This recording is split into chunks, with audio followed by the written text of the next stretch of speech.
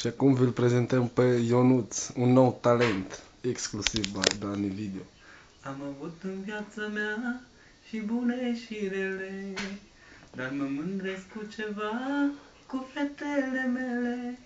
Să le văd acasă lor și după aia pot să mor, că le-aș da orice mi-ar cere, că-s fetele mele. Exclusiv.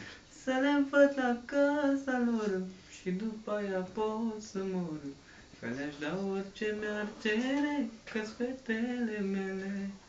Mă rog la Dumnezeu să-mi dea sănătate, să-mi văd fetele mari Ionuț ca Jupânu. paritate.